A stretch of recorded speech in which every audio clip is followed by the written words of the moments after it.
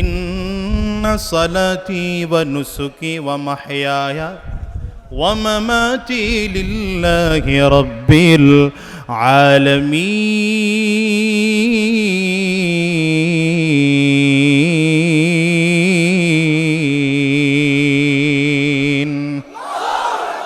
এজন্য রব্বে কারীম গোটা পৃথিবীর মানুষকে খালাসের কথা শিক্ষা দিয়েছেন, নেক আমলের কথা, নেক নিয়তের কথা শিক্ষা দিয়েছেন। বলো, আমার নামাজ, আমার রোজা, আমার হজ, আমার যাকাত, অর্থাৎ আমার জানি ইবাদত, আমার মালি ইবাদত, আমার যত কিছু আছে দুনিয়ার কারো জন্য নয়, এটা কার জন্য? জোরে বলেন, আঙ্গুলটা উঁচা করে চিল্লায় বলেন, কার জন্যে?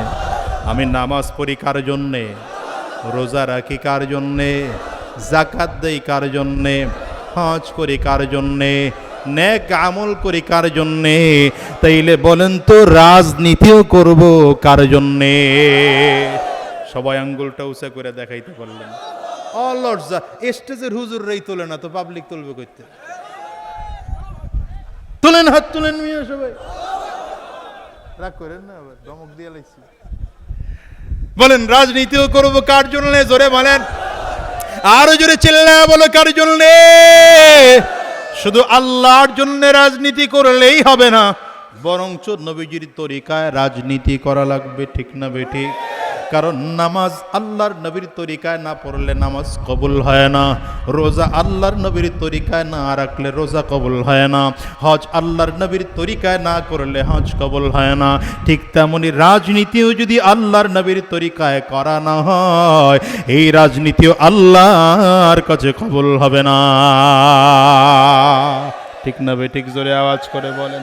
হ্যাঁ, দুনিয়ার মুসলমান, এই জন্য তো বলি, রাজনীতি কোনোদিন চুরি করার জন্য নয়, রাজনীতি চাঁদাবাজদের জন্য নয়, বরঞ্চ রাজনীতি এমন একটা বিষয়, এটা যদি আলাদা স্বতন্ত্র ইবাদত হয়, তাহলে রাজনীতির করার দ্বারা মানুষ চরিত্রবান হবে, রাজনীতি করার দ্বারা দুর্নীতি বন্ধ হবে, রাজনীতি করার দ্বারা চাঁদাবাজ মুক্ত হবে। রাজনীতি যেই মানুষগুলো করবে, এই মানুষগুলো নবীজির সুন্নতের আকর্ষণে আকর্ষিত হতে থাকবে। রাজনীতি যারা করবে, এদের মাথায় সুন্নতি টুপি উঠবে। এই রাজনীতি যারা করবে, এদের মুখে দাঁড়িয়ে আসতে শুরু করবে। আমার নবীর সুন্নাহ অনুযায়ী যারা রাজনীতি করবে, এরা কোনোদিন চাঁদাবাজ হতে পারে না, বরঞ্চ গোটা জমিনে আমার আল্লাহর দ্বীনকে জমিনে বাস্তবায়ন করার জন্য ফিকির করবে, চেষ্টা করবে, মেহনত করবে। ঠিক না বেঠিক? জোরে বলো। হ্যাঁ, এই রাজনীতি তো আমার নবী করেছেন। আমার নবীও রাজনীতি করছেন না করেন নাই? বুঝা বলতেছেন না? না বুঝা? আমার নবীর এক নম্বর পরিচয়, আমার নবী সৈয়দুল মুরসালিন, ইমামুল মুরসালিন, সৈয়দুল আম্বিয়া, ইমামুল আম্বিয়া। আমার নবীর প্রধান পরিচয় হলো, আমার নবী সকল নবীদের সরদার, আমার নবী সকল রাসূলদের সরদার। দ্বিতীয় নম্বর, আমার নবীর পরিচয়, গভর্নমেন্ট অফ মদিনার প্রেসিডেন্ট ছিলেন আমার নবী। এর মধ্যে কোনো সন্দেহ আছে? রাজনীতি ছাড়া মদিনার প্রেসিডেন্ট হয়েছেন আমার নবী, রাজনীতি করে না রাজনীতি ছাড়া? জোরে বলেন। নবীজির ইন্তেকালের পরে আবু বকর সিদ্দিক রাদিয়াল্লাহু আনহু ছিলেন আমিরুল মুমিনিন, আবু বকর ছিলেন খলিফাতুল মুসলিমিন। কেমনে হয়েছেন? রাজনীতি করে না রাজনীতি না করে? আবু বকর সিদ্দিক রাদিয়াল্লাহু আনহু ইন্তেকালের পরে খলিফাতুল মুসলিমিন হলেন উমর ফারুক রাদিয়াল্লাহু আনহু। এমনকি অর্ধ পৃথিবীর শাসক হয়েছিলেন উমর ফারুক রাদিয়াল্লাহু আনহু। নীতি করে না না করে? আবার জোরে বলেন, জোরে বলেন। আবু বকর সিদ্দিক উমর ফারুক ইন্তেকালের পরে খলিফাতুল মুসলিমিন হলেন, আমিরুল মুমিনিন হলেন উসমান বিন আফফান রাদিয়াল্লাহু আনহু। উসমান বিন আফফান রাদিয়াল্লাহু আনহু যে খলিফাতুল মুসলিমিন হয়েছিলেন, রাজনীতি করে না না করে? উসমান বিন আফফানের ইন্তেকালের পরে আমিরুল মুমিনিন খলিফাতুল মুসলিমিন হয়েছেন আলী ইবনে আবি তালিব রাদিয়াল্লাহু আনহু। রাজনীতি করে না না করে? তাইলে বোঝা গেল সাহাবায়ে কেরাম রাজনীতি করেছেন। তাইলে সাহাবায়ে কেরাম এত বড় আল্লাহর ওলি হওয়ার পরেও যদি রাজনীতি করতে পারেন, এখনকার যদি পীর সাহেব চরমনায় রাজনীতি করে, আমার দেশের একদল লোক বলে এত বড় পীর আবার রাজনীতি করে কেন, সে দুনিয়াদার হয়ে গেল। আরে রাজনীতি করে আবু বকর সিদ্দিক দুনিয়াদার হয় না, ওমর ফারুক দুনিয়াদার হয় না, উসমান বিন আফফান দুনিয়াদার হয় না, আলী ইবনে আবি তালিব দুনিয়াদার হয় না। তাইলে আবার নবীর আদর্শে আদর্শবান রাজনীতি করার কারণে পীর সাহেব চরমনায় কেন দুনিয়াদার হবে? বোঝা গেল পীর সাহেব চরমনায় রাজনীতি করার কারণে দুনিয়াদার হন নাই, বরং চুসুরের মুখে লাথি মেরেছেন। এই জন্য চোর বেজার ডাকাতের মুখে লাথি মেরেছেন, এই জন্য ডাকাত বেজার। কথা কন না কেন? বরং পীর সাহেব চরমনায় আজকে যদি রাজনীতি ছেড়ে দেয়, তাইলে বাংলাদেশে 1 নম্বর বড় পীর হবে। কি কথা কন না? সব দলের লোক তার কাছে দোয়া চাওয়ার জন্য যাবে। এত বড় পীর সাহেব, এর কাছে দোয়া চাইলেই বুঝি আমরা এমপি হয়ে যাব, মন্ত্রী হয়ে যাব।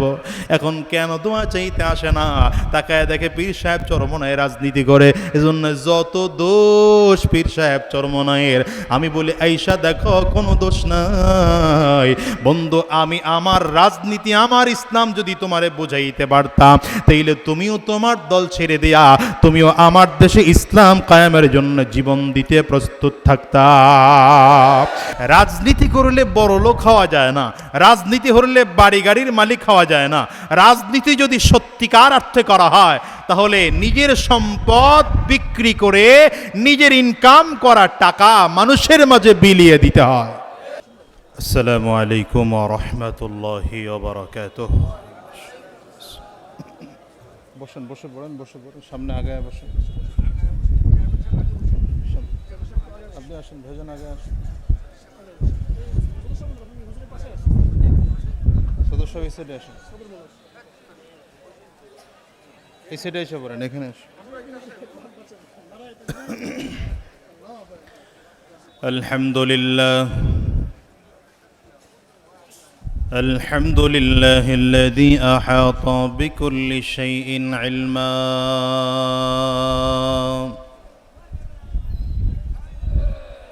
وقضى بما يريد حكمة وحكما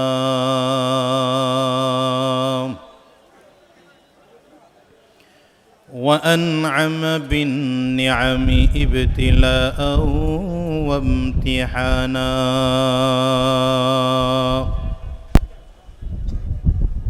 ونشهد أن لا إله إلا الله وحده لا شريك له ونشهد أن محمدا عبده ورسوله اللهم صل على محمد وعلى آله وصحبه وسلم تسليما كثيرا كثيرا أما بعد فأعوذ بالله من الشيطان الرجيم بسم الله الرحمن الرحيم إن صلاتي ونسكي ومحياي ومماتي لله رب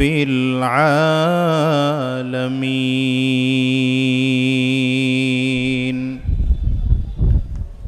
صدق الله العظيم وصدق رسوله النبي الكريم ونحن على ذلك من الشاهدين والشاكرين والحمد لله رب العالمين سبحانك لا علم لنا إلا ما علمتنا إنك أنت العليم الحكيم رب اشرح لي صدري ويسر لي أمري واحلل عقدة من لساني يفقه قولي الحمد لله কুড়িগ্রাম জেলা মুজাহিদ কমিটির উদ্যোগে আয়োজিত আজকের এই মহতি মাহফিলের মুহতারাম সম্মানিত সভাপতি, সম্মানিত প্রধান অতিথি, দেশের লক্ষ কোটি মানুষের প্রাণ প্রিয় ব্যক্তিত্ব, আধ্যাত্মিক নেতা, আধ্যাত্মিক রাহবার, খানকার পীর, ময়দানের বীর, বাংলার জিন্দা শাহজালাল, বাংলার জিন্দা ওমর, শেখুল হাদিস নায়েবে আমিরুল মুজাহিদিন হজরত শেখে চরমনাই দামাত বরকাতুহুমুল আলিয়া, অবস্থিত অন্যান্য হাজরাত উলামায়ে কারাম, সম্মুখপানে সমবেত দিন প্রিয়, ইসলাম প্রিয়, দিনদার ইমানদার মুমিন মুসলমান মর্দে মুজাহিদ ভাইরা, মুরব্বী বাবাজিরা, যুবক বন্ধুরা, কচি কাঁচা মাসুম বাচ্চারা, পর্দার অন্তরালে অবস্থানরতা সম্মানিতা শ্রদ্ধা মা ও বোনেরা, আল্লাহ পাকের শুকর যে আল্লাহ তাআলা আপনাকে আমাকে অত্যন্ত দয়া করে, মায়া করে, মহাব্বত করে, ভালোবেসে আজকের এই কোরআনী মজলিসে, জান্নাতি বাগানে, ইমানদারদের মজলিসে, আল্লাহওয়ালাদের মজলিসে, বিশেষ করে আল্লাহ পাকের জাকিরিন ও শাকিরিন বান্দাদের মজলিসে যে মৌলাই করিম রব্বে করিম আপনাকে আমাকে আসার বসার তৌফিক দান করেছেন, সে মহান রব্বুল ইজ্জত ওয়াল জালালের দরবারে শুকর আদায় করি। আমরা সকলেই জবান খুলে আওয়াজ দিয়ে জোরে সরে বলি আলহামদুলিল্লাহ। এই মোবাইলের রোগীরা মোবাইলগুলো বন্ধ করেন, সব মোবাইলগুলো বন্ধ করে ফেলেন, আপনিও নামায় ফেলেন। ভিডিওর কাজ যারা করার ওই ক্যামেরা দিয়ে করতেছে, মাশাআল্লাহ, এরা এদের কাজ করুক, তবে তোমরাও কারো ডিস্টার্ব করে কাজ করো না, মানুষকে কথা শুনতে দাও। আর আপনারা যারা পার্সোনাল মোবাইলওয়ালারা আছেন, ভিডিও টোটাল বন্ধ করেন, এটা সাইলেন্ট করে পকেটে ঢুকান। পকেটে ঢুকাইলে যদি চোরে নেওয়ার সম্ভাবনা থাকে তাইলে ভালো এক জায়গায় রাখেন, কারণ ভদ্র ভেসে কিছু চোরও আসতে পারে। আপনিও রাখেন ভাই, দেখে দেন, এটাতে আলাদা কোনো ফজিলত নাই, বরঞ্চ এইটার কারণে আপনি আমার কথায় কি বলে ঝামেলা করবেন। আমি বলতেছি না যে ভিডিও জায়েজ না জায়েজ, কিন্তু আমি মনোযোগ আকর্ষণ করার জন্য এটা বন্ধ করাইলাম। আবার অনেকে বসে বসে যে ফেসবুক শরীফ টিপেন, এটাও বন্ধ করেন। আছে না ফেসবুক শরীফ টিপার কিছু লোক, মৌলানা গুগল টিপে বসে বসে। তো হুজুরগুর কাছে তো এখন ফতুয়া জিজ্ঞাসা করা লাগে না, মৌলানা গুগলের কাছে জিগাইলে উত্তর দেয়। কথা কন না কেন? মুফতি ইউটিউব আর ফেসবুক শরীফ এগুলো নিয়েই 24 ঘন্টা আমার দেশের যুবকরা থাকে। এই রোগীদেরকে বলি এটা বন্ধ রাখেন, কিছুক্ষণের জন্য বন্ধ রাখেন। কিছু কথা বলি, খুব মনোযোগ দিয়ে শোনেন। আজকের আমি যদি অল্প সময় কথা বলি, 45 মিনিট বা 40 মিনিট বা 1 ঘন্টা সর্বোচ্চ, এরপরে শায়েখ উঠে যাবেন। শায়েখ ওই রকম কথা ঘন্টা সোয়া ঘন্টা কথা বলবেন, মাহফিল শেষ হয়ে যাবে। এরপরে এই মাহফিল আর আপনারা পাবেন না। কি কথা বলেন না কেন? আগামী বছর বেঁচে থাকবো, এই মাঠে আবার আসবো, আবার মাহফিল হবে, শায়েখে চরমনাই অথবা পীর সাহেব হুজুর চরমনাই আসবেন, এটা বহুত দূরের কথা। এই জন্য এই সময়টুকু পেয়েছেন, খুব মূল্যায়ন করে বসেন। আমরা বাঙালি জাতির সময়ের মূল্যায়ন করি সব থেকে কম, এই জন্য আমরা উন্নতিও করতে পারি কম। কি কথা কন না কেন? আমাদের দেশের মানুষ হলো যারা শিক্ষা দীক্ষা কম, গ্রামে থাকে, এরা হলো সময় পাইলেই চায়ের দোকানে বসে বসে সময় কাটায়। আমার কথা কন না কেন? ওই আল্লাহর ওলির কথাটা শেষ হোক, এরপরে শুরু করি।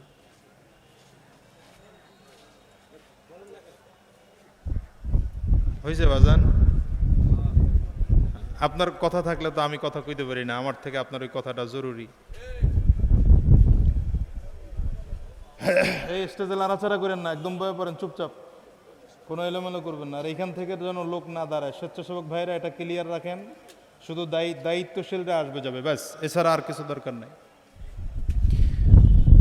এ হলো যারা শিক্ষা দীক্ষা কম, এরা দোকানে বসে আড্ডা দিয়ে সময় কাটায়। আর যাদের মোটামুটি শিক্ষা দীক্ষা আছে, কোন শিক্ষা? ওই দুনিয়াবি শিক্ষা আর কি। এখন তো শিক্ষিত বলতে এইটাই বুঝেন, হুজুর করে তো পাবলিক শিক্ষিতই মনে করে না।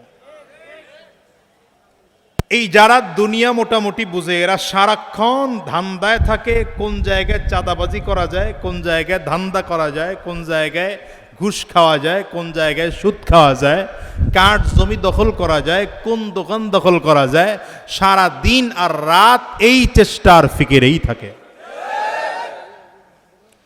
এই জাতির সময়টারে কাজে লাগায় না। ওই যে আস্তে আস্তেও বলতেছিলাম যে একটা দেশকে ভালো বানানোর জন্যে 54 বছর সময় লাগে না মিয়া। একটা দেশ ভালো বানানোর জন্যে, উন্নত দেশ বানানোর জন্যে 54 বছর সময় লাগে না। সর্বোচ্চ 5 বছর, 10 বছর, 20 বছরে দেশকে দেশের প্রধানতম জায়গায় পৌঁছিয়ে দেওয়া যায়। কি কথা বলেন না কেন? কিন্তু আমাদের দেশের সব আছে, থাকলে লাভ কি? চোরের কারণে পারা যায় না, ডাকাতদের কারণে পারা যায় না, দুর্নীতিবাজদের কারণে পারা যায় না। এরা আমার দেশের টাকাগুলো বিদেশ পাচার করে করে দেশের রিজার্ভ ফান্ড খালি করে ফেলে, ঠিক কিনা বলো? এই জন্য বলবো, সময় আর বাজে নষ্ট করা যাবে না। এখন সময় হয়তো ঘুমিয়ে কাটাবো, নয়তো দিনের কাজে খরচ করে কাটাবো। আগামীর দিনে মুসলমান, বিশেষ করে এই মুজাহিদ ভাইরা, ঘুমিয়ে থাকার সময় আর নেই, এখন জাগ্রত হওয়ার সময়। কথা বলেন না কেন? প্রয়োজনে মাথার পাগড়ি খুলে কোমরে বাঁধার সময়, প্রয়োজনে ঘাম ঝরানোর সময়, রক্ত ঝরানোর সময়। পীর সাহেব চরমনায়ের নেতৃত্বে ইসলামকে ক্ষমতায় বসানোর জন্য ঘরে বসে থাকলে চলবে না, প্রত্যেকটা ঘরগুলোকে ইসলামের দুর্গ বানিয়ে তুলতে হবে ইনশাআল্লাহ। ঠিক না বে ঠিক? আওয়াজ করে বলেন। আমরা আশা করি পীর সাহেব চরমনায় যদি এদেশের ক্ষমতার জায়গায় বসতে পারেন, আগামী 10-20 বছরের মধ্যে এই বাংলাদেশ গোটা বিশ্বের কাছে মাথা উঁচু করে দাঁড়াবে। দুহাত তুলে বলেন ঠিক কিনা? কারণ পীর সাহেব চরমনাই দুর্নীতিবাজ কর্মী বলে না, ঘুষখোর কর্মী। কথা জোরে বলতে পারলেন না? এটা ঘুষখোর কর্মী, জোরে বলেন না কেন? পালেন সুদখোর কর্মী, ধান্দাবাজ কর্মী, দখলবাজ কর্মী, চাঁদাবাজ কর্মী। হ্যাঁ, পীর সাহেব চরমনাইর মদ খাওয়ায়া, লাল পানি খাওয়ায়া কর্মী পালা লাগে না। কি ঠিক না ঠিক বলেন? যে আজকে দিনের বেলা মাহফিল হলো, কি বলে, সমাবেশ হয়েছে, আমি যদিও আসতে পারি নাই, কিন্তু আমি দেখেছি ইন্টারনেটের মাধ্যমে যেই পরিমাণ মানুষের উপস্থিতি হয়েছে। বাংলাদেশে অন্য কোনো দল যদি এই সমাবেশ করতে হইতো, তাহলে তাদের কোটি কোটি টাকা বাজেট করা লাগতো, প্রতি মাথা পিছু টাকা দেওয়া লাগতো। কিন্তু আলহামদুলিল্লাহ, ইসলামী আন্দোলন বাংলাদেশ গোটা বাংলাদেশে রাজনীতি করে দেখিয়েছে। পকেটের টাকা, নিজের পকেটের টাকা খরচ করে গ্রাম থেকে, অঞ্চল থেকে মানুষ শহরে এসে এসে ইসলামের জন্য ঘাম ঝরাতেও তৈয়ার। রাগ করলেন? যদি আমার আলোচনার বিষয় এটা ছিল না, কিন্তু বইলা ফেললাম আর কি। আসেন এবার আমার আলোচনায় ঢুকি। আমি যে আয়াতে কারিমা তিলাওয়াত করেছি, এই আয়াতে কারিমার সামনে রেখে কথা বলবো। মনে রাখবেন, প্রত্যেকটা ইবাদত কবুল হওয়ার জন্য শর্ত হলো 2টা। বলেন কয়টা? আওয়াজ জোরে বলবেন, আস্তে বলবেন না, জোরে বলেন। যে কোনো ইবাদত করব, ইবাদত কবুল হওয়ার শর্ত কয়টা? এক হলো ইখলাস লাগবে, নিয়ত খালেস থাকতে হবে। কি থাকতে হবে? নিয়ত ঠিক থাকতে হবে। মানে ইবাদত করতেছি আল্লাহর জন্যে, দুনিয়ার মানুষকে দেখানোর জন্যে না, মানুষ আমাকে বুজুর্গ বলবে এই জন্যে না। ঠিক না বেটি? তাহলে ইবাদত কবুল হওয়ার যেই 2 শর্ত, এর মধ্যে 1 নম্বর শর্ত কি? ইখলাস থাকতে হবে। বলেন কি থাকতে হবে? দ্বিতীয় নম্বর, ইবাদতটা হতে হবে নবীজির তরিকায়। ইবাদত হতে হবে কিসের তরিকায়? জোরে বলেন না, এখনো সবাই বলেন না, আমার ছাত্র ভালো না, জোরে বলেন। ইবাদত হতে হবে কিসের তরিকায়? দুইটা শর্ত বুঝলেন তো? ইবাদত কবুল হওয়ার শর্ত কয়টা? আবার বলেন কয়টা? জোরে বলেন কয়টা? এক নম্বর শর্ত ইখলাস। এক নম্বর শর্ত মানে নিয়ত সহি থাকতে হবে। নিয়ত সহি থাকতে হবে, আমি আমল করতেছি আল্লাহকে খুশি করার জন্যে। কি কথা বলেন না কেন? আর দ্বিতীয় নম্বর, আমলটা হতে হবে কার তরিকায়? আবার বলেন কার তরিকায়? এসব আমল, একজন মানুষ নামাজ পড়ে, খুব নামাজ পড়ে, কিন্তু নামাজটা নবীজির তরিকায় হয় না, নামাজটা ইখলাস ওয়ালা নামাজ না, বলেন তো নামাজ কবুল হবে? এই নামাজকে নামাজ বলবে? যেই নামাজ নবীজির তরিকায় হয় না। আমাদের দেশের একদল নামাজ পড়ে, ওই যে হিজবুত তাওহীদরা নামাজ পড়ে, এরা এদের নাম দিয়েছে হিজবুত তাওহীদ। কি তাওহীদ? এরাও নামাজ পড়ে, কিন্তু এদের নামাজ নবীজির তরিকার সাথে মিল নেই। বলেন এই নামাজ দিয়ে এই নামাজ আল্লাহর কাছে কবুল হবে? কেন কবুল হবে না বলেন তো? নবীজির তরিকায় নাই। ঠিক না বেঠিক? তাহলে বোঝা গেল একজন মানুষ যতই নামাজ পড়ুক, যতক্ষণ পর্যন্ত নামাজটা আল্লাহর নবীর তরিকায় না হবে, ততক্ষণ পর্যন্ত আল্লাহ পাকের কাছে এই নামাজ কবুল হবে না। কি কথা বলেন না কেন? ঠিক তেমন রোজা, রোজাও রাখতে গিয়ে আল্লাহর নবীর তরিকায় হতে হবে।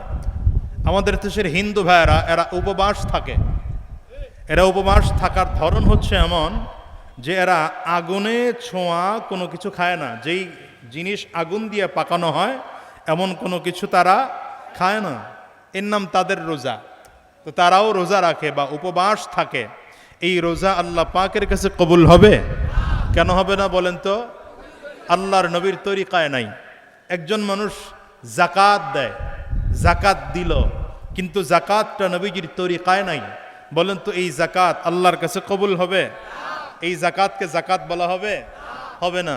একজন মানুষ হজ করতে গেল, কিন্তু নবীজির তরিকা হলো হজের মৌসুমে হজ করতে হবে, জিল হজ মাসে হজ করতে হবে। এখন একজন মানুষ জিল হজ মাস ছাড়া উনি চলে গেল বাইতুল্লাহ, তাওয়াফ করলো বাইতুল্লাহ, মিনা আরাফা মুজদালিফায় অবস্থানও করলো, মিনায় গিয়ে কুরবানিও করলো, কবুল হবে হজ? কেন কবুল হবে না? এই কথা বললেন, কেন কবুল হবে না? নবীজির তরিকায় নাই। কি কথা বলেন না কেন? তাহলে নামাজ যতক্ষণ পর্যন্ত নবীজির তরিকায় না হয়, নামাজ পড়লেও কবুল হবে না, ওটাকে নামাজ বলে না। যেই নামাজ আল্লাহর নবীর তরিকায় হয় না সেটাকে কি বলে না? নামাজ বলে না।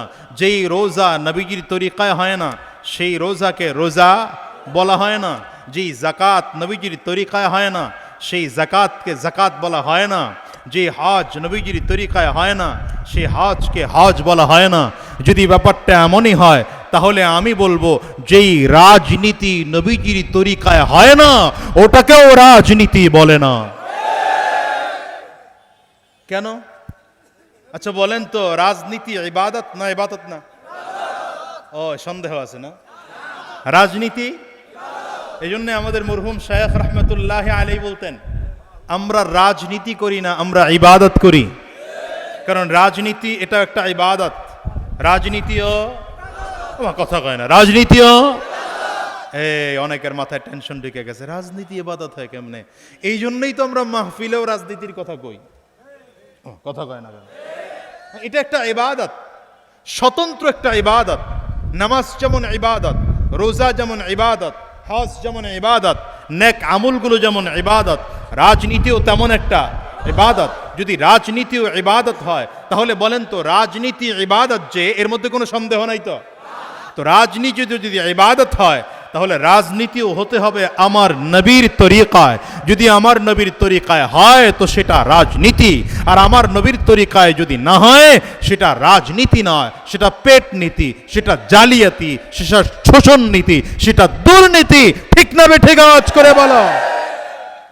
এজন্য তো আমাদের দেশের নেতারা রাজনীতি করতে গিয়ে পেট নীতি করে, ওটার জন্য নবীর তরিকায় নাই। কথা বলেন না? রাজনীতি করতে গিয়া নবীজির তরিকায় করে না, এই জন্যে দুর্নীতি। রাজনীতি করতে গিয়ে আমার নবীজির তরিকায় করে না, এই জন্যে হলো চুরি করে, ডাকাতি করে। রাজনীতি করতে গিয়ে ব্যাংক খালি করে দেয়। 17 বছর আপনারা চুপচাপ ছিলেন, এখন যখন পালাইলো, পালানোর পরে দেখা গেল ধীরে ধীরে ধীরে ধীরে তার অপরাধের তালিকা বের হতে শুরু করলো। সে কি পরিমাণ চুরি করেছে, তার দলের লোকেরা কি পরিমাণ চুরি করেছে।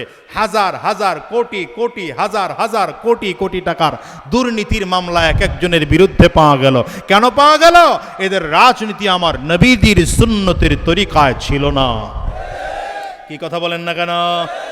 আর রাজনীতি যদি আমার নবীজির সুন্নাহ অনুযায়ী না হয়, রাজনীতি যদি আমার নবীর সুন্নাহ অনুযায়ী না হয়, রাজনীতি যদি আমার নবীর তরিকায় না হয়, তাহলে সেটা কোনোদিন রাজনীতি হয় না।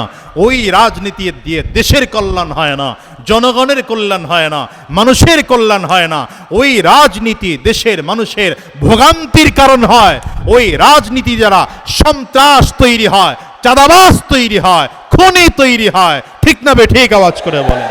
আর যেই রাজনীতি ইবাদতের নিয়তে করা হয়, সেই রাজনীতি নবীজির সুন্নাহ অনুযায়ী করা হয়, সেই রাজনীতি করলে মাথায় টুপি ওঠে, সেই রাজনীতি করলে মুখের দাড়ি লম্বা হয়, সেই রাজনীতি করলে চাঁদাবাজি বন্ধ হয়, সেই রাজনীতি করলে দুর্নীতি বন্ধ হয়, সেই রাজনীতি করলে এদেশের ধর্ষণ বন্ধ হয়, সেই রাজনীতি করলে সরকারের সম্পদ নিরাপদ থাকে, সেই রাজনীতি করলে দেশের টাকা পাচার হয় না।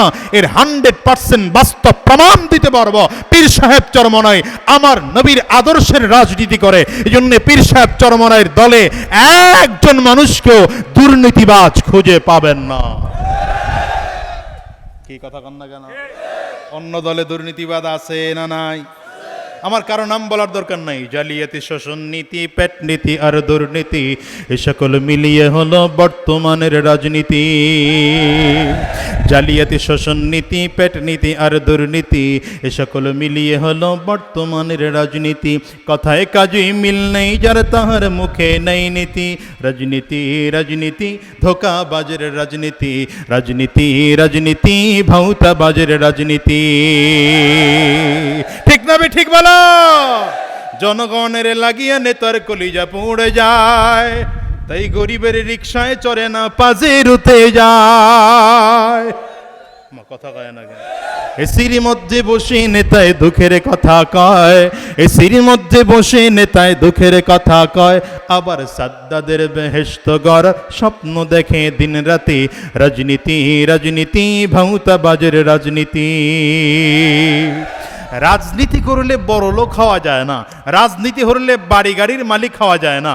রাজনীতি যদি সত্যিকার অর্থে করা হয়, তাহলে নিজের সম্পদ বিক্রি করে নিজের ইনকাম করা টাকা মানুষের মাঝে বিলিয়ে দিতে হয়।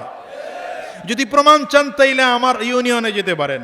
আর যদি আপনারা এখানে প্রমাণ চান, আমি এই যে আব্দুল বাতেন ভাইকে দেখাতে পারি। এখন উনি কেমন করে আমি জানি না, দুর্নীতির মামলা একটাও খাইছে এখন পর্যন্ত? আসতে কইলেন কেন? এই চেয়ারম্যান সাহেবের ইউনিয়নের লোক নাই এখানে? হাত তোলেন, হাত তোলেন। 5 গাছ ইউনিয়নের লোক কয় দুর্নীতির মামলা আছে? আসতে কয় কে? চাঁদাবাজির মামলা আছে?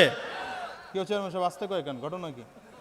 দুর্নীতির মামলা আছে, চাঁদাবাজির মামলা আছে, সালিশি করতে গিয়ে কারো কাছ থেকে টাকা খেয়েছে মামলা আছে। আল্লাহ না করুক যদি করেও ফেলে, আপনাদের বিচার দেওয়ার জায়গা আছে পীর সাহেব চরমনাই। আজকে শায়েখে চরমনাই এসেছেন, যদি আমার এই চেয়ারম্যান কোনো দুর্নীতির সাথে সম্পৃক্ত হয়, শায়েখে চরমনাইকে বলে দিবেন তাকে শাস্তি দেওয়ার জন্য যা করা দরকার সব ব্যবস্থাপনা ইসলামী আন্দোলন করে। কারণ ইসলামী আন্দোলন দুর্নীতিবাজদের জায়গা দেয় না। কি কথা বলেন না কেন? এবার বলেন তো, এমন আদর্শবান মানুষ যদি আপনাদের এলাকার এমপি হয়ে যায়,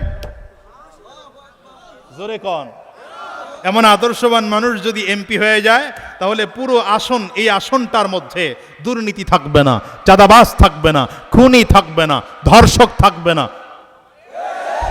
কি কথা বলেন না কেন? হ্যাঁ, এই জন্য দেখবেন সমাজের মধ্যে এক দল আছে যারা এখন হুজুরদের বিরুদ্ধে কথা বলা শুরু করেছে। এতদিন হুজুরদের কারণে ক্ষমতায় গিয়েছে, এখন তারা হুজুরদের বিরুদ্ধে কথা বলে। কেন? এর মূল কারণ হলো, খুঁজে দেখবেন, কারণ চোর যারা চুরি করে না এদের বিরুদ্ধে কথা কয়। কি কথা বলেন না কেন? আপনি যদি বলেন হুজুর এমন ওয়াজ করেন যেই ওয়াজে কেউ কষ্ট না পায়, তাহলে আমি এমন ওয়াজ পামু কই বলেন তো? আমি যে খুতবা যখন শুরু করলাম, আউযুবিল্লাহ বিসমিল্লাহ যখন পড়লাম, আউযুবিল্লাহ পড়ার কারণে তো শয়তান খুব অখুশি, কথা কয় না।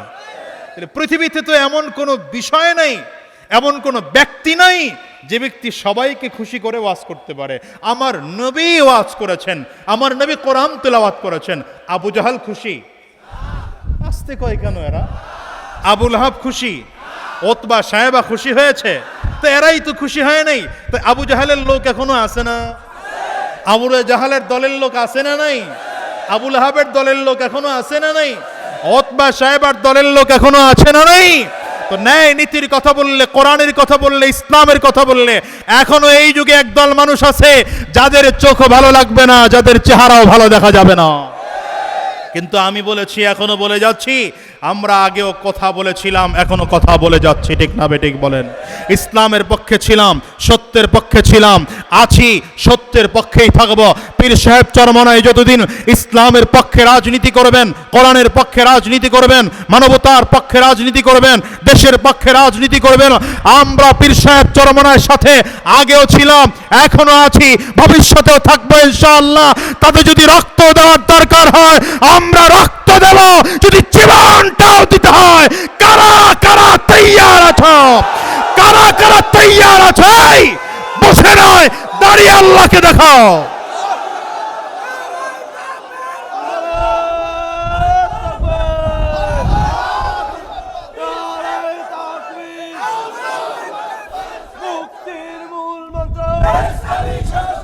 সারা বাংলায় শুনতে পাই পীর সাহেব চরমনাই।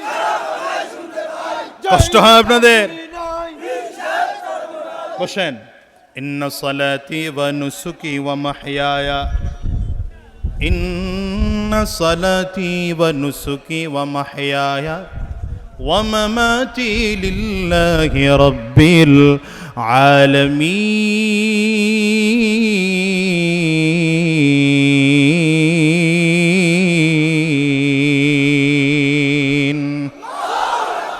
এই জন্য রব্বে কারীম গোটা পৃথিবীর মানুষকে খালাসের কথা শিক্ষা দিয়েছেন, নেক আমলের কথা, নেক নিয়তের কথা শিক্ষা দিয়েছেন। বলো, আমার নামাজ, আমার রোজা, আমার হজ, আমার যাকাত, অর্থাৎ আমার জানি ইবাদত, আমার মালি ইবাদত, আমার যত কিছু আছে দুনিয়ার কারো জন্য নয়, এটা কার জন্য? জোরে বলেন, আঙ্গুলটা উঁচা করে চিল্লায় বলেন, কার জন্যে?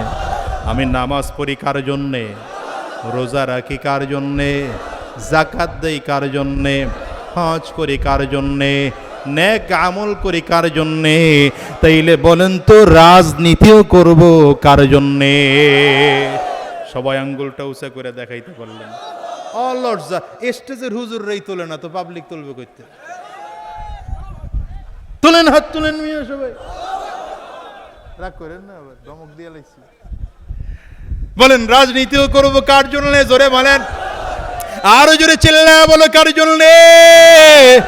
শুধু আল্লাহর জন্য রাজনীতি করলেই হবে না, বরঞ্চ নবীজির তরিকায় রাজনীতি করা লাগবে, ঠিক না বেঠিক?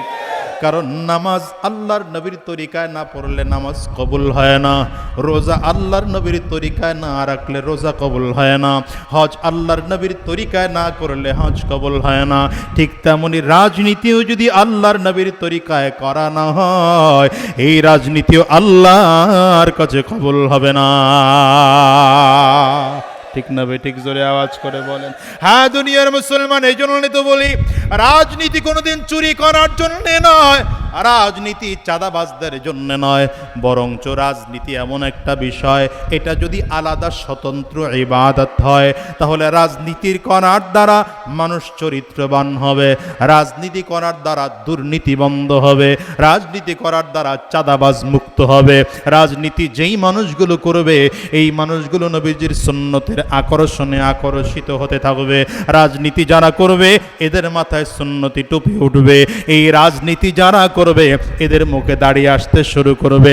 আমার নবীর সুন্নাহ অনুযায়ী যারা রাজনীতি করবে এরা কোনোদিন চাঁদাবাজ হতে পারে না, বরঞ্চ গোটা জমিনে আমার আল্লাহর দ্বীনকে জমিনে বাস্তবায়ন করার জন্য ফিকির করবে, চেষ্টা করবে, মেহনত করবে। ঠিক না বেঠিক? জোরে বলো। হ্যাঁ, এই রাজনীতি তো আমার নবী করেছেন। আমার নবীও রাজনীতি করছেন না করেন নাই? বুঝা বলতেছেন না? না বুঝা? আমার নবীর এক নম্বর পরিচয়, আমার নবী সৈয়দুল মুরসালিন, ইমামুল মুরসালিন, সৈয়দুল আম্বিয়া, ইমামুল আম্বিয়া। আমার নবীর প্রধান পরিচয় হলো আমার নবী সকল নবীদের সরদার, আমার নবী সকল রাসূলদের সরদার। দ্বিতীয় নম্বর আমার নবীর পরিচয় গভর্নমেন্ট অফ মদিনার প্রেসিডেন্ট ছিলেন আমার নবী। এর মধ্যে কোনো সন্দেহ আছে? রাজনীতি ছাড়া মদিনার প্রেসিডেন্ট হয়েছেন আমার নবী, রাজনীতি করে না রাজনীতি ছাড়া? জোরে বলেন। নবীজির ইন্তেকালের পরে আবু বকর সিদ্দিক রাদিয়াল্লাহু আনহু ছিলেন আমিরুল মুমিনিন। আবু বকর ছিলেন খলিফাতুল মুসলিমিন। কেমনে হয়েছেন? রাজনীতি করে না রাজনীতি না করে? আবু বকর সিদ্দিক রাদিয়াল্লাহু আনহু ইন্তেকালের পরে খলিফাতুল মুসলিমিন হলেন উমর ফারুক রাদিয়াল্লাহু আনহু। এমনকি অর্ধ পৃথিবীর শাসক হয়েছিলেন উমর ফারুক রাদিয়াল্লাহু আনহু। নীতি করে না না করে? আবার জোরে বলেন, জোরে বলেন। আবু বকর সিদ্দিক উমর ফারুক ইন্তেকালের পরে খলিফাতুল মুসলিমিন হলেন, আমিরুল মুমিনিন হলেন উসমান বিন আফফান রাদিয়াল্লাহু আনহু। উসমান বিন আফফান রাদিয়াল্লাহু আনহু যে খলিফাতুল মুসলিমিন হয়েছিলেন রাজনীতি করে না না করে? উসমান বিন আফফানের ইন্তেকালের পরে আমিরুল মুমিনিন খলিফাতুল মুসলিমিন হয়েছেন আলী ইবনে আবি তালিব রাদিয়াল্লাহু আনহু। রাজনীতি করে না না করে? তাইলে বোঝা গেল সাহাবায়ে কেরাম রাজনীতি করেছেন। তাইলে সাহাবায়ে কেরাম এত বড় আল্লাহর ওলি হওয়ার পরেও যদি রাজনীতি করতে পারেন, এখনকার যদি পীর সাহেব চরমনায় রাজনীতি করে, আমার দেশের একদল লোক বলে এত বড় পীর আবার রাজনীতি করে কেন? সে দুনিয়াদার হয়ে গেল। আরে রাজনীতি করে আবু বকর সিদ্দিক দুনিয়াদার হয় না, ওমর ফারুক দুনিয়াদার হয় না, উসমান বিন আফফান দুনিয়াদার হয় না, আলী ইবনে আবি তালিব দুনিয়াদার হয় না। তাইলে আমার নবীর আদর্শে আদর্শবান রাজনীতি করার কারণে পীর সাহেব চরমনায় কেন দুনিয়াদার হবে? বোঝা গেল পীর সাহেব চরমনায় রাজনীতি করার কারণে দুনিয়াদার হন নাই, বরঞ্চ চোরের মুখে লাথি মেরেছেন। এই জন্য চোর বেজার ডাকাতের মুখে লাথি মেরেছেন, এই জন্য ডাকাত বেজার।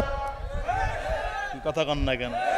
বরঞ্চ পীর সাহেব চরমনায় আজকে যদি রাজনীতি ছেড়ে দেয় তাইলে বাংলাদেশে এক নম্বর বড় পীর হবে। কি কথা কন না? সব দলের লোক তার কাছে দোয়া চাওয়ার জন্য যাবে। এত বড় পীর সাহেব, এর কাছে দোয়া চাইলেই বুঝি আমরা এমপি হয়ে যাব, মন্ত্রী হয়ে যাব। এখন কেন দোয়া চাইতে আসে না? তাকায় দেখে পীর সাহেব চরমনায় রাজনীতি করে। এজন্য যত দোষ পীর সাহেব চরমনায়ের, আমি বলি আইসা দেখো কোনো দোষ নাই বন্ধু। আমি আমার রাজনীতি, আমার ইসলাম যদি তোমারে বুঝাইতে পারতাম, তাইলে তুমিও তোমার দল ছেড়ে দেয়া তুমিও আমার দেশে ইসলাম কায়েমের জন্য জীবন দিতে প্রস্তুত থাকতা। ওই সাহাবায়ে কেরামদের দিকে তাকাও। সব সাহাবায়ে কেরাম পাগলের মতো করে যুদ্ধের ময়দানে, নবীজির সাথে যুদ্ধের ময়দানে শরীক হওয়ার জন্য তৈয়ার হয়ে গেলেন। তাকাও না সাহাবায়ে কেরামদের দিকে তাকাও। বদরের যুদ্ধের আগ মুহূর্তে রাহমাতুল লিল আলামিন ঘোষণা দিলেন, কে কে যুদ্ধের ময়দানে যাইবা কাতার করে দাঁড়িয়ে যাও। সব সাহাবায়ে কেরাম কাতার করে দাঁড়িয়ে দাঁড়িয়ে এক একজন করে করে নাম লেখাতে আরম্ভ করলেন। আমার নবী তাকিয়ে দেখলেন একই পরিবার থেকে বাবাও লাইনের মধ্যে দাঁড়িয়েছে, কাতারের মধ্যে সন্তানও দাঁড়িয়েছে। আমার নবী ডেকে বললেন, শোনো, বাবা সন্তান একই পরিবার থেকে দুইজন যেতে পারবা না। যুদ্ধের ময়দানে যে কোনো একজনকে যাওয়া লাগবে। হয়তো বাবা যাইবা নয়তো সন্তান যাইবা। এবার সিদ্ধান্ত নাও কে তোমরা যুদ্ধের ময়দানে যাইবা। বাবা সন্তানটার হাত ধরে ফেলেছে, সন্তানের হাত ধরে ডেকে বলে, শোনো, যুদ্ধের ময়দানে তোমার যাওয়ার কোনো প্রয়োজন নেই, বয়স তোমার কম, আর আমার ঘরে 9টা মেয়ে আছে, এই 9টা বোনের দেখাশোনার দায়িত্ব তোমার। বাচ্চা মানুষ যুদ্ধের ময়দানে যাওয়ার কোনো প্রয়োজন নাই। আমি বাবা বৃদ্ধ হয়ে গেলাম, আমি যুদ্ধের ময়দানে যাই, যুদ্ধের ময়দানে গিয়ে শহীদ হইয়া আল্লাহর জান্নাতে চলে যাই। এখন সন্তান বাবাকে উল্টা বলতে শুরু করেছে, বাবা তুমি বৃদ্ধ হয়ে গেছো, যুদ্ধের ময়দানে গিয়া তুমি কি কাজ করবা বলো। আর ওই যে 9টা মেয়ের কথা বললা, এই 9টা মেয়ে তো আমার নয়, 9টা মেয়ে তোমার, এই 9টা মেয়ের দেখাশোনার দায়িত্ব তোমার। আমি একজন যুবক মানুষ, যুদ্ধের ময়দানে আমি যাব, আর আমি যুদ্ধের ময়দানে যুদ্ধ করে করে কাফির বেঈমানদেরকে জাহান্নামে পাঠাবো, প্রয়োজনে আমিও শহীদ হইয়া আল্লাহর জান্নাতে চলে যাব। এবার সন্তানের হাত বাবায় ধরে ডেকে বলে, শোনো সন্তান, আমার মোহাব্বত ভালোবাসা সব তোমাকে দিয়ে দিতে পারি, কিন্তু দেখলাম যুদ্ধের ময়দানে গেলে জান্নাতে যাওয়া যায়। আমি তোমার আগে জান্নাতে যেতে চাই, কারণ আমি তোমার বাবা, এখানে সন্তানকে আমি ছাড় দিতে পারি না। সন্তান ডেকে বলে, বাবা ব্যাপারটা যদি এমনই হয়, জান্নাতে যাওয়ার প্রশ্ন যদি হয়, তাইলে আমি সন্তান হইয়াও তুমি বাবাকে আমি ছাড় দিতে পারি না। আমার তো আগে জান্নাতে যেতে মনে চায়, আমারে অনুমতি দাও, আমি যুদ্ধের ময়দানে যাইয়া শহীদ হয়ে আল্লাহর জান্নাতে চলে যাব। রহমাতুল লিল আলামিন দুজনের তর্ক দূর থেকে তাকায় তাকায় দেখতেছেন, বাবা সন্তানরে বুঝায়, সন্তান বাবাকে বুঝায়, এমন করে করে কথা বলতেছে। রহমাতুল লিল আলামিন সন্তান বাবা দুজনরে ডাক দিলেন, ডেকে বললেন, আমি সিদ্ধান্ত দিলে তোমরা মেনে নিবা? বলে, হ্যাঁ মেনে নেব। দুজনের নাম 2টা কাগজের মধ্যে লেখো, জমিনের মধ্যে ফেলো, একটা কাগজ টান দিয়ে উঠাও, দেখো না কার নাম ওঠে। যার নাম উঠবে সেই যুদ্ধের ময়দানে যাবে, আর যার নাম উঠবে না সে বাসায় গিয়ে পরিবারের দেখাশোনা করবে। দেখা গেল বাবার নাম যুদ্ধের ময়দানের লেখায় উঠে গেল। সন্তান কান্না করে, আরে আফসোস, যুদ্ধের ময়দানে যেতে পারলাম না। রহমাতুল লিল আলামিন ডাক দেয়, শোনো, আফসোস করার কোনো দরকার নাই। আমি নবী তোমার কাছে ওয়াদা করলাম, যদি ঘরে বসেও জমিন থেকে বিদায় হয়ে যাও, আমি আল্লাহর নবী ওয়াদা করলাম, আল্লাহর কিয়ামতের ময়দানে শহীদদের সাথে কাতারে উঠবা। ওই বদরের ময়দানের কাতার করে করে যখন মানুষের নাম লিস্ট করা হচ্ছে, 2জন ছোট ছোট ভাইও দাঁড়াইছেন। কোন 2জন ভাই নাম জানা আছে আপনাদের? একজন মুআজ, আর একজনের নাম মুআউযিজ। ছোট ছোট 2জন ভাই দাঁড়িয়েছেন। আমার নবী দূর থেকে তাকায় দেখলেন অন্যান্য সাহাবায়ে কেরামদের সাথে সাইজে মিলে না, সাইজে ছোট। নবী আমার ডেকে বললেন, তোমরা 2টা ভাই ছোট, এই ছোট 2জন মানুষকে যুদ্ধের ময়দানে নেওয়া যাবে না। কথা বলতে দেরি হয়, ছোট ভাই কাতার থেকে বের হয়ে গেলেন। বড় ভাই পায়ের বুড়া আঙ্গুলের মধ্যে ভর করে উঁচু হয়েছেন। উঁচু হইয়া দাঁড়াইয়া অন্যান্য সাহাবায়ে কেরামদের মাপে মাপ মিলাইয়া ডেকে বলেন, নবী আমার, তাকায় দেখেন না আমি এই যে অন্যান্য সাহাবায়ে কেরামদের মতো আমিও লম্বা, আমার নামটা যুদ্ধের ময়দানে লেখায় নিয়ে যান। আমার নবী খেয়াল করেছেন, এরপরেও মন টিকিয়ে রাখার জন্য নামটা লেখায় ফেললেন। বড় ভাই মুআজের নামটা যুদ্ধের ময়দানে লেখানো হয়ে গেল। বড় ভাইয়ের নাম যখনই লেখানো হয়ে গেল, ছোট ভাই আমার নবীর আশেপাশে ঘুরে আর চোখের পানিগুলো ফেলে ফেলে কান্না করে, আর ডেকে বলে, নবী আমার, কি অপরাধ ছিল আমার বড় ভাইয়ের নামটা যুদ্ধের ময়দানে লেখাইলেন? আমার নামটা কেন আপনি লেখাইলেন না নবী? আপনার কাছে কি মনে হয় আমার বড় ভাইয়ের তুলনায় আমার কাছে মোটেও শক্তি কম? নবী আমার ভাইয়ের চেয়ে আমার কাছে শক্তি মোটেও কম নয়। পয়গম্বর, আপনার যদি বিশ্বাস না হয়, আমার বড় ভাইয়ের সাথে আমার সাথে একটু কুস্তি লাগায় দেন, দেখেন না কে জিতে আর কে হারে, তাকায় দেখেন না। নবী আমার ডেকে বলে, কুস্তি লেগে যায়। যাও। অনুমতি পাওয়ার সাথে সাথে ছোট ভাইটা বড় ভাইয়ের দিকে তাকাইয়া চোখের ইশারা করে করুণ নজর দিয়ে বুঝায়, ভাইরে শোনো, তুমি যদি তোমার শক্তি দিয়ে আমারে ধরো, আমি তোমার সাথে জিততে পারবো না, হেরে যাব। একটা কাজ করবা, আমি যখন তোমার ঘাড়ের মধ্যে ধরবো, তুমি হুমড়ি খেয়ে জমিনের মধ্যে পড়ে যাইবা, আমি তোমার বুকের উপরে ওইটা দেখাইব, নবী গো আমার ভাইয়ের চেয়ে আমার শক্তি মোটেও কম নয়। লাভ কি হবে জানো? তোমার নামটা যুদ্ধের ময়দান থেকে কাটা যাবে না, বরঞ্চ আমার নামটাও যুদ্ধের ময়দানে লিপিবদ্ধ হয়ে যাবে। বড় ভাই ছোট ভাইয়ের ইশারা বুঝে ফেলছে, হঠাৎ করে ধরলেন কলারের মধ্যে, বড় ভাই লম্বা করে জমিনের মধ্যে পড়ে গেলেন। ছোট ভাই বড় ভাইয়ের বুকের উপরে উইঠা দাঁড়ায়া ডেকে বলেন, নবী আমার, তাকায় দেখেন না আমার ভাইয়ের থেকে শক্তি আমার মোটেও কম নয়, আমারও যুদ্ধের ময়দানে নিয়ে যান, বেঈমানদের সাথে আমিও যুদ্ধ করতে চাই। নবী আমার দুই ভাইয়ের নাম যুদ্ধের ময়দানে সাহাবায়ে কেরামদের মাধ্যমে লেখাইলেন। রাস্তায় গিয়ে আমার নবী ওই বদরের প্রান্তরে পৌঁছা দুই ভাইকে তাঁবুর মধ্যে ডেকে বললেন, তোমরা দুজন ভাই তো বাহানা করে কেন যুদ্ধের ময়দানে এসেছো? দুইটা ভাই দাঁড়ায় দাঁড়ায় কান্না শুরু করেছে, ওগো নবী আমার,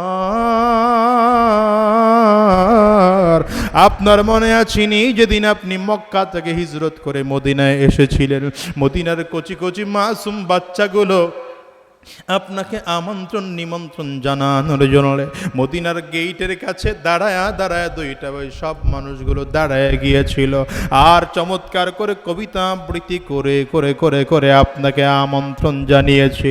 ওই বাচ্চাদের নেতৃত্ব আমরা দুইটা ভাই দিয়েছিলাম।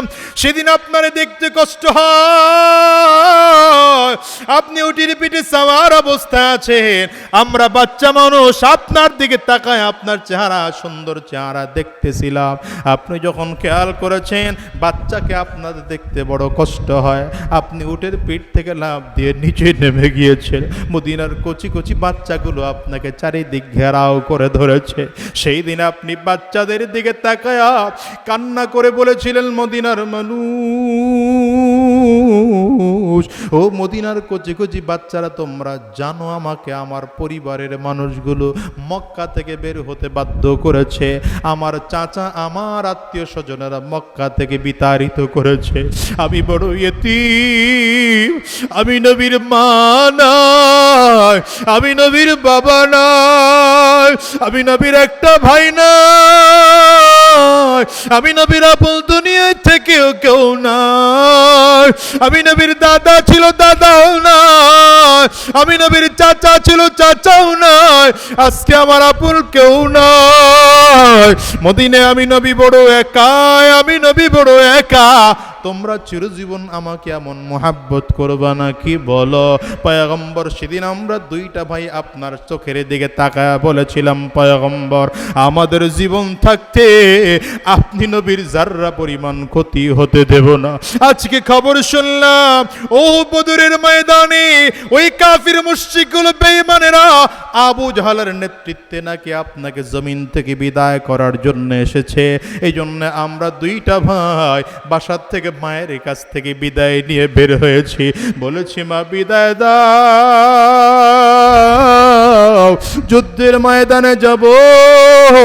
ইসলামের সব থেকে বড় দুশমন আবু জাহাল আমার নবীর বিরুদ্ধে যুদ্ধ করার জন্য বদরের ময়দানে এসেছে।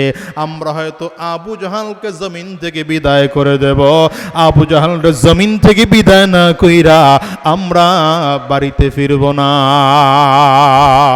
রাহমাতুল লিল আলামিন সাহস দেখে অবাক হয়ে গেলেন, দোয়া করে বিদায় করে দিলেন। বদরের যুদ্ধ শুরু হয়ে গেল, সাহাবায়ে কেরাম বীর বিক্রমে যুদ্ধ করতেছেন। এই দুইটা বাচ্চা খুব খুব করে করে করে বারবার খোঁজে, আবু জাহাল কই খুঁজে পায় না। আবু আইয়ুব আনসারী রাদিয়াল্লাহু আনহুর দিকে তাকাইয়া হাত ধরে ডেকে বলেন, চাচা আবু জাহাল কোনটা একটু দেখাইয়া দেন না। বলে দেখাইলে কি করবা? বলে দেখাইয়া দেন না, বাকি কাজ করার দায়িত্ব আমাদের, আপনি শুধু দেখাইয়া দেন। বলে ওই যে তাকাইয়া দেখো, ঘোড়ার পিঠে সাওয়ার হইয়া আসমানের দিকে মাথা উঁচু করে করে তাকায়, ঘাড়টা উঁচা। এটার নাম আবু জাহাল। বলে এটাই নবীর দুশমন? বলে হ্যাঁ।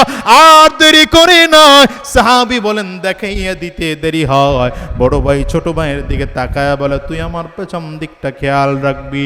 দুইটা ভাই বাজ পাখির মতো যেন নবীর দুশমনের দিকে দৌড় দিতে আরম্ভ করেছে। দুইটা ভাই দৌড় দিয়া এক ভাই আঘাত করে ঘোড়ার পিঠ থেকে আবু জাহালকে জমিনে নামায়া ফেলছে। দুইটা ভাই আবু জাহালের বুকের উপরে উঠা নবীর দুশমনকে জমিন থেকে জবাই করে বিদায় করে দিল। এর দুনিয়ার মানুষ জানো, এদিকে আবু জাহালের ছেলে ইকরামা দূর থেকে তাকায় তাকিয়ে দেখে এই ছোট্ট ছোট্ট দুইটা বাচ্চা আমার বাবাকে জমিন থেকে বিদায় করে দিল। রহমাতুল্লিল আলামিনের এই ছোট্ট ছোট্ট দুইটা সাহাবী এই এমন ক্ষিপ্ত হয়ে গেল, ইকরামা দূর থেকে দাঁড়ালো তরবারি লইয়া মুআজের দিকে দৌড়াইতে দৌড়াইতে এসেছে। তরবারি দিয়ে এত জোরে হাতের উপরে আঘাত করেছে, পুরো হাতের চামড়াটা গোশতটা কেটে গিয়েছে। হাতটা শুধু চামড়ার সাথে ঝুলতেছে। এই হাত এখন আর নাড়াইতে পারে না। হাত দিয়ে যে তরবারি উঠাবে মুআজ রাদিয়াল্লাহু আনহু, এই তরবারি উঠানোর মতো শক্তিও তার হাতের মধ্যে ছিল না। আল্লাহর নবীর সাহাবী মুআজ ডান হাত থেকে তরবারিটা জমিনের মধ্যে ছেড়ে দিলেন, বাম হাত দিয়ে তরবারি এটা উঠাইয়া দুশমনদের দিকে আগাইতে আরম্ভ করেছেন। কিন্তু হাতটা যে চামড়ার সাথে ঝুলে আছে, বারবার করে সামনের দিকে আগায় তো হাত নড়ে চড়ে ব্যথা পায়, সামনের দিকে আগাইতে পারে না, রক্ত টপ টপ টপ টপ করে জমিনের মধ্যে পড়ে। হযরত মুআজ যখন দেখলেন হাতের কারণে যুদ্ধের ময়দানে লড়াই করতে বড় কষ্ট হয়, বাম হাত দিয়ে তরবারিটা ছেড়ে দিলেন, বাম হাত দিয়ে ডান হাতকে টেনে দুই পায়ের নিচে ঢুকিয়ে দিলেন। শরীরের সমস্ত শক্তিগুলো একত্রিত করে এত জোরে টান দিয়েছে চামড়াটা ছিঁড়ে যায়, হাত জমিনের মধ্যে পড়ে লাফায়। হাতের দিকে তাকাইয়া মুআজ কোরআনের আয়াত পড়ে পড়ে ডাক দেয়, এরে হাত আমি তোরে কেন আমার শরীর থেকে আলাদা করে দিলাম জানো? আল্লাহর কোরআন বলে আল ইয়াউমা নাখতিমু আলা আফওয়াহিহিম ওয়া তুকাল্লিমুনা আইদিহিম ওয়া তাশহাদু আরজুলুহুম বিমা কানু ইয়াকসিবুন।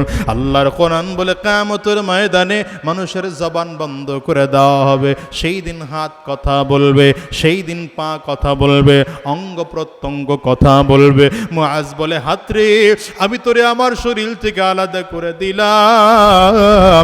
কিয়ামতের ময়দানে আল্লাহর আদালতে দাঁড়াইয়া বলবি আমি তোরে নবীর মুহাব্বতে, ইসলামের মুহাব্বতে, কোরআনের মুহাব্বতে তুই হাতকে আমার শরীর থেকে আলাদা করে দিয়েছি। ওরে দুনিয়ার মুসলমান জানো, আজকে তোমার আমার শরীরের এত দাম, এত শরীরের জন্য মায়া, ঘাম ঝরাইতেও চাও না, রক্তটুকু ঝরাইতেও চাও না। বলো তো তোমার আমার শরীরের রক্ত দেওয়া এটা কার? আর জোরে আঙ্গুলটা উঁচা করে বলো না কার? এই জবান দিয়ে কথা বলে শক্তি দেওয়া কার? পা দিয়ে চলে চলে হাঁটি শক্তি দেওয়া কার? আল্লাহর রক্ত আল্লাহর জন্যই দিতে হবে, ঠিক না বেঠিক বলো? আল্লাহর রক্ত আল্লাহর রাস্তায় বিলিয়ে দিতে হবে। আল্লাহর দেওয়া জবান আল্লাহর কথা বলে বলেই বিলিয়ে দিতে হবে। আল্লাহর দেওয়া পা আল্লাহর রাস্তায় চলে চলেই বিসর্জন দিতে হবে। এই জন্য মুসলমান বলে যে শোনো, সময় আর লম্বা করা যাবে না, আর সময় দেরি করার নয়। ইসলাম দেশে কায়েম হওয়ার সুযোগ এসেছে, এই সময় আর ঘরে বসে থাকলে চলবে না। এবার রক্ত দেওয়ার সময় তৈরি হয়েছে, প্রয়োজনে জীবন দিলে জীবন দেওয়ার সুযোগ তৈরি হয়েছে। জীবনের মায়া বাদ দিয়ে দাও, ইসলামের জন্য, কোরআনের জন্য, দ্বীনের জন্য, আল্লাহর নবীর জন্য যদি আমাদের জীবনটাকেও বিসর্জন দিতে হয়, কারা কারা তৈয়ার আছো আমার মালিকের দেখাও। ও দুনিয়ার মুসলমান, কেন বলি জানো? এই দুনিয়ায় কয়দিন থাকবা বলো? সুস্থ মানুষটাও জমিন থেকে বিদায় হয়ে যায়, অসুস্থ মানুষটাও জমিন থেকে বিদায় হয়ে যায়, যারা দুনিয়ায় ইসলামের কথা বলে তারাও জমিন থেকে বিদায় হয়ে যায়, ইসলামের বিরোধিতা যারা করে তারাও জমিন থেকে বিদায় হয়ে যায়। ঠিক না বেঠিক? জোরে বলো। হিসাব করে দেখো না, এই মজলিসের মধ্যে কত মানুষের মা যেন জমিন থেকে বিদায় হয়ে গিয়েছে, এই মজলিস থেকে কত মানুষের বাবা যেন জমিন থেকে বিদায় হয়েছে, এই মজলিসেও খুঁজলে পাওয়া যাবে কত মানুষের সন্তান যেন জমিন থেকে বিদায় হয়েছে। আছে না নাই? জোরে বল। এই যে আস্তে আস্তে খবর পাইলাম, আজকে ঢাকা থেকে আস্তে আস্তে খবর পাইলাম আমাদের প্রাণ প্রিয় মানুষ কলরবের পরিচালক মাওলানা বদরুজ্জামানের ছোট সন্তানটা জমিন থেকে বিদায় হয়ে গেছে। সন্তান জমিন থেকে বিদায় হওয়া একজন বাবার জন্য কত কষ্ট। বাবা ছাড়া দুনিয়া এটা আর কেউ বুঝবে না। এই মজলিসের মধ্যে যেই মানুষগুলো সন্তান হারাইছো বাজার, একটু হাতটা উঁচা করে দেখাও না, কার কার সন্তান জমিন থেকে বিদায় হইছে? বাবা তো ঠিকই জমিনে আছে। এই সন্তানওয়ালা সন্তান হারা মানুষগুলো হাত তুলেছে, তুলে রাখেন, হাতগুলো তুলে রাখেন। আপনাদের কষ্টগুলো দেশের মানুষগুলো তাকায় তাকায় দেখুক, এতগুলো মানুষ হাত তুলেছে, এদের সন্তান জমিন থেকে বিদায় হয়ে গেল। এবার বাজান হাত তুলে দেখান না কার বাবা জমিন থেকে বিদায়, এবার হাত তুলে দেখান কার মা জমিন থেকে বিদায়।